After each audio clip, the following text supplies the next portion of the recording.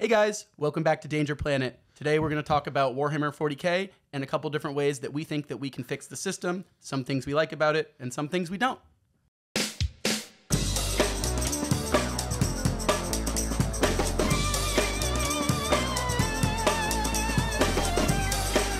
I would call myself a more casual Warhammer 40,000 player, especially now in 9th edition. But from my opinion, what I see a lot is usually there's 3 or 4 top armies in a given meta at a given time. And then if you're what I would call like a specialist, I would call you right now like an Eldari specialist, right? You've got a very good grasp of the codex.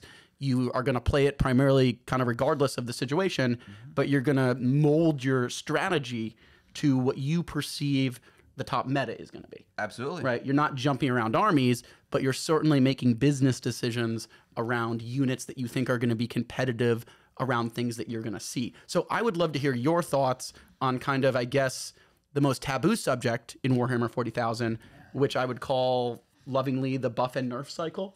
Yeah, and the power creep. Either power creep or the buff and nerf cycle, and how that affects you when you're going. I mean, at this point, you go to a Warhammer 40,000 tournament once a week. At this point, I would say once a weekend or so. Probably twice a month. Sure, but yeah, a lot, pretty regularly. A lot, yeah. So what are your thoughts in general on how the buff and nerf cycle shows itself in the competitive realm of Warhammer 40,000? And do you have any positive notes that you like about that? Any things that you think are negative notes that you think might detract from the game overall? I'm really curious to hear kind of your thoughts on that. That's a great question, Doug. So for the viewers who don't know what we mean by the buff and nerf cycle, Games Workshop, the designer of 40k, puts out new rule books, new what they call codexes, about once a month, maybe a little bit less, a little bit more than that. And generally speaking, each codex that comes out gives rules that make units better. So the amount of hit points and damage output and armor that a soldier with a rocket launcher has is not always the same. It changes from year to year. It changes from each book. So generally speaking, sometimes month to month. Yeah, no kidding. So when the book comes out for Astra Militarum, generally speaking, it makes them better. When the next book comes out for Custodes, it makes them better. And there's a trend that many people have noticed, and not just us, that each book is better than the last. So at any given time, if you're going to ask me, Noah, what's the best army in Warhammer 40k? The answer is... What day is it? Yeah, no kidding. It's the army whose book came out last. Each book is better than the rest. Or better than the last, excuse me. So what this means is... because these units keep getting better and better, if you want to be the best army, you basically need to buy new models all the time. A new book comes out and you want the best army, you need to buy those models. Doesn't mean you should do this. It doesn't mean it's practical to be spending this much money on models, but these keep getting buffed and people keep buying them.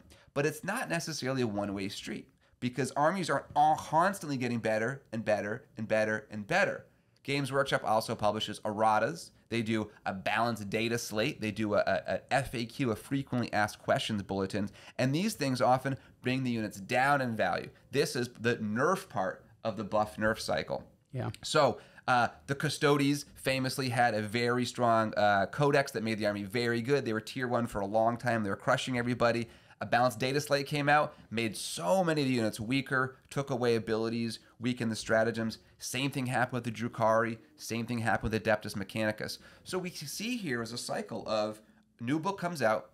These are the best units. People rush and buy them. They're winning all these tournaments. And then Games Workshop nerfs them, and the units become way worse. And now they're not so much a mountain amongst all the little peons around them. They're just more, all these armies are, I guess, mounds, on a plain. And so many are stronger than the others, but we don't necessarily have one that's completely dominating because the nerf part of the cycle. Do you see that reflected, let's say like, for example, at the time of recording, I would say some of the most hotness right now is probably Tyranids, right? Yes. At the time of recording.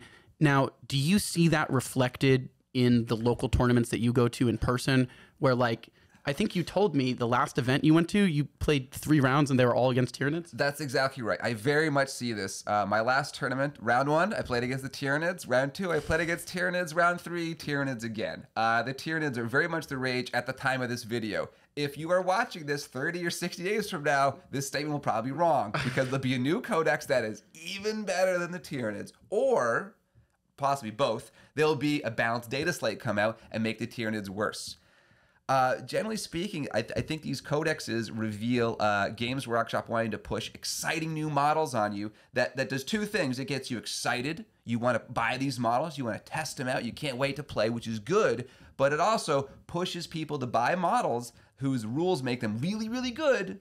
And But then the rules make them worse again. So have you made a good choice running out and buying 3 Harpies? Have you made a good choice running out and buying 24 Raveners because Raveners are extremely good right now? Well, if Raveners get nerfed next month, and they often do. It's a heck of a lot of time and a heck of a lot of money you spent painting those Ravengers and buying them. Yeah, no kidding. I hope you like them, but that's the nature of the buff and nerf cycle. Yeah. I do wish that Games Workshop would do less of this, or not do it at all, the buff and nerf cycle. It would be good if there was a little bit more consistency to this. But then again, if you always had the models with the same rules and you never had new models come out, then they wouldn't be exciting. So maybe it's important in both game systems, Magic the Gathering, Warhammer 40K, Age of Sigmar, Malifaux, Digimon, whatever you have, that My Little Pony. My Little Pony, exactly.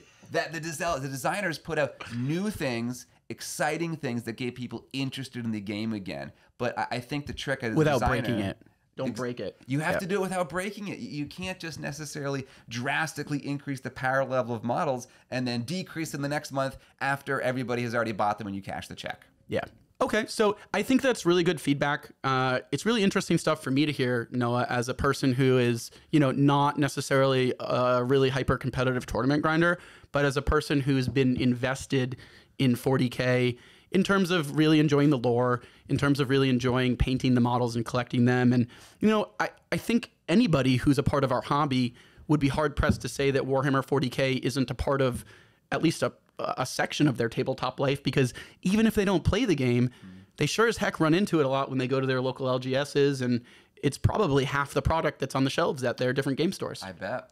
Yeah, so I get with that in mind, what are your thoughts on how to fix the competitive landscape, things you like, things you don't like, stuff like that? What do you think? That's a great question, Doug. So we've already talked about the buff and nerf cycle. I think that needs to get toned down so that there's less high highs and there's less low lows. I think it's good to have new rules come out and make units better and make them exciting. But we can't be on a roller coaster ride up and down with these units, because it makes them dominating in a tournament scene. It makes the metagame stale, and it makes people have a real remorse about buying models who got eroded, the next week to lose, half of their effectiveness.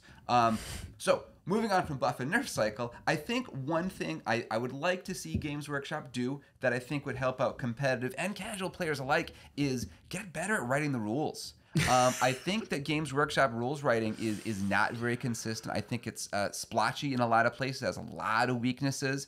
I could give you lots of examples of rules that do not work at all as written. There's famous examples of a rule that says, use this during your opponent's charge rolls during their movement phase are halved.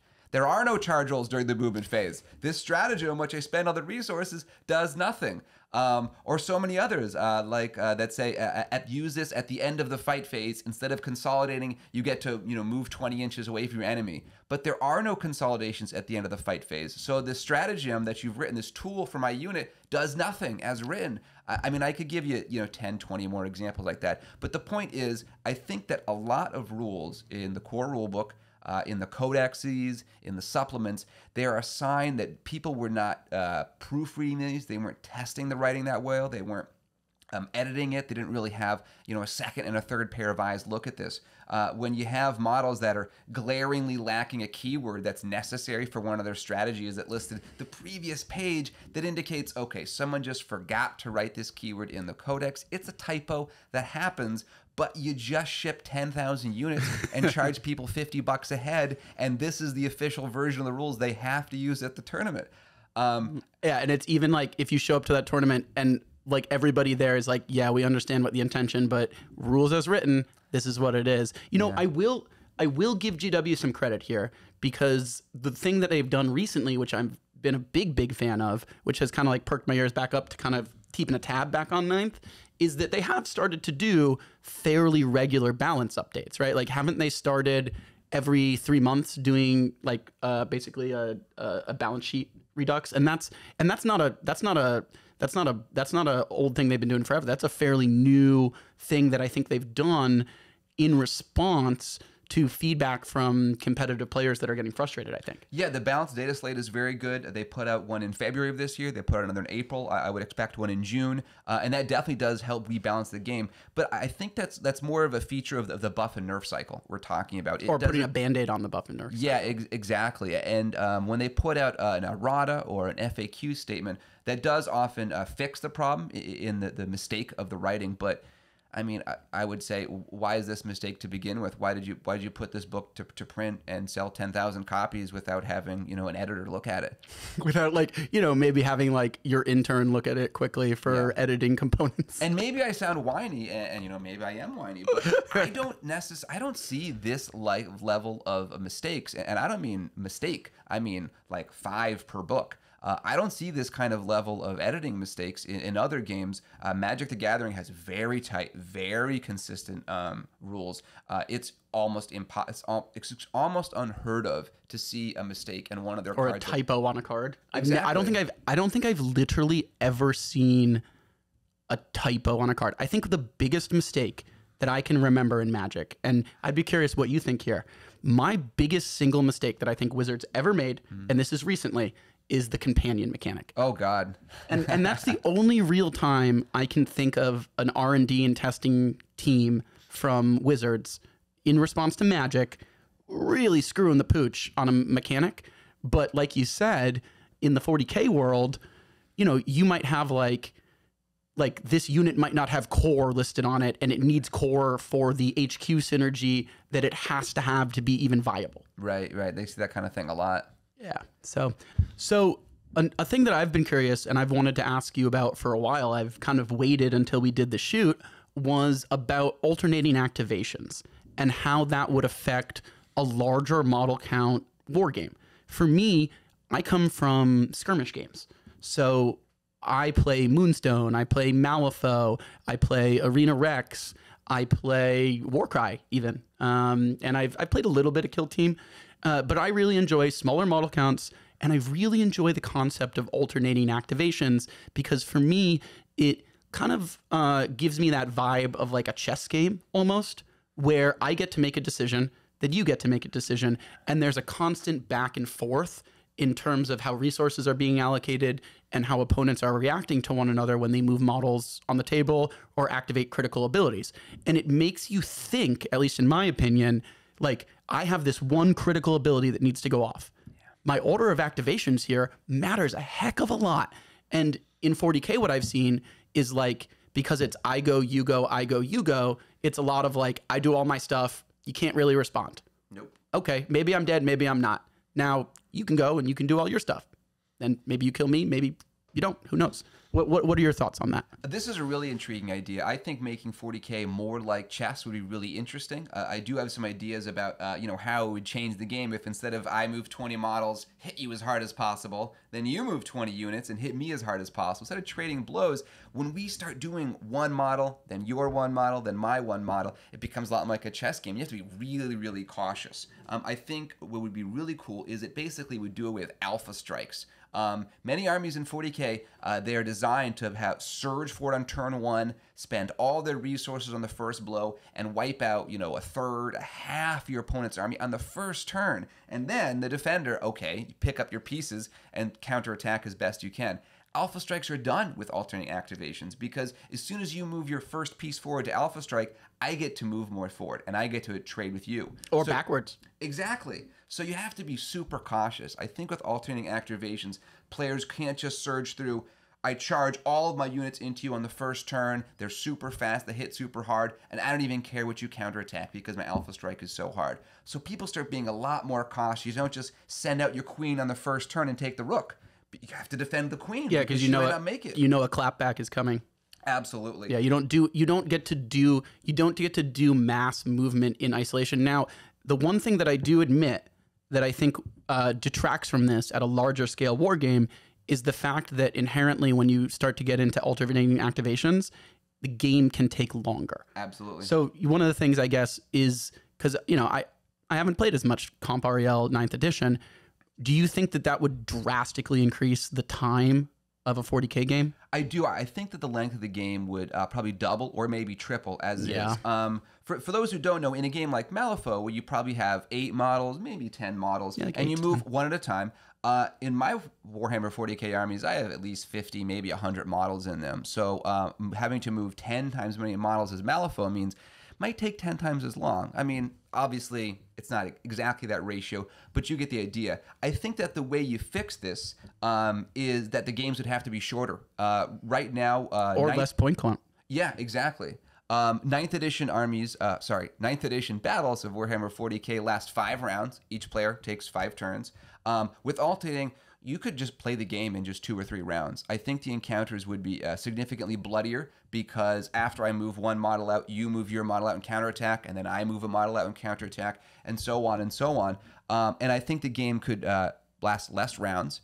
And the way the scoring would work, instead of scoring each player scoring points at the beginning of their turn, you just score at the end of every joint turn. Yeah. And I actually kind of like this idea because oftentimes in 9th edition, you play a lot of point denial strategies where I'm going to spend my turn surging forward to make it so you can't score control of strategic objectives or get in the way of your units who are performing actions on the board to score your secondary objectives, however the mission may be. Because when we're scoring at the end of a joint turn, it would really reflect the game state at that moment, because after we've taken our joint turn, we can look and assess the table, who controls these strategic objectives, who has completed these actions, scan data terminal, call for reinforcements, create a chaos magic ritual, whatever that may be that scores you points. Whatever thing you need to do to score your victory points. Exactly, but you're doing it in a joint turn in the midst of it with your opponent moving right against you, simultaneously. So if you can look at that game state and we score jointly at the end of turn 1, and then we do it again in turn 2 and turn 3, and that could be the entire game. Now, each turn would be way longer because I move one mile and you have to think, ooh, how do I move this one? And you're doing so much reacting, which you don't do currently in 40K without alternating activations. But I think it's a pretty interesting system, and I wonder if anybody could give it a try or write out a system for it. Yeah, I'm curious to see what your guys' thoughts are. I mean, this has kind of been a thought exercise for me and Noah. Noah is one of my good friends that I have initially met playing really competitive Magic with, and as he's gotten into 40K, I lean on him from an opinion standpoint because, quite frankly, he plays a heck of a lot more of 9th edition than I do. So let us know, guys, kind of what you think about our ideas. Are we crazy? Do you agree with some of what we're saying? Do you think that 40K is perfectly balanced right now? Do you think that it could use some help in certain areas? Obviously we all love this game. Noah plays it still all the time. It's Too probably much. Yeah, probably one of his primary games. And nobody's saying that 40K isn't the beloved child of the tabletop community. But, from my perspective, quite honestly, there are some things that I wish that GW did differently, especially as a very competitive, tournament-focused player. So let us know in the comments. Let us know what you guys think. And also, if you have other types of 40K coverage that you'd like to see us do as a channel, let us know. Your guys are going to be seeing a lot more of Noah. He's going to be on the channel in a 40,000 capacity. So, we're going to be making a bunch more of this content, and we'd love to hear your opinion. So with that, I guess, thanks, guys, and we'll see you later. See ya.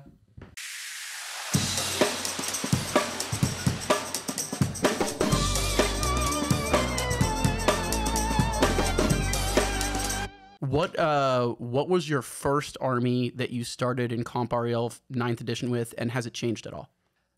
God, I've played so many. I think in 2020, Space Marines were really at the top of the list, so I became really interested in playing various kinds of Space Marines. I played a lot of Blood Angels. I played a lot of Salamanders, and also I became really serious about playing Adeptus Mechanicus, which was a really synergistic army, and if you know how to put all the pieces together, you can do really effective damage output, really good board control. And I want to get units that actually reach out and touch you. So I don't want to just sit back and shoot. I also need to get in the middle and have some push through.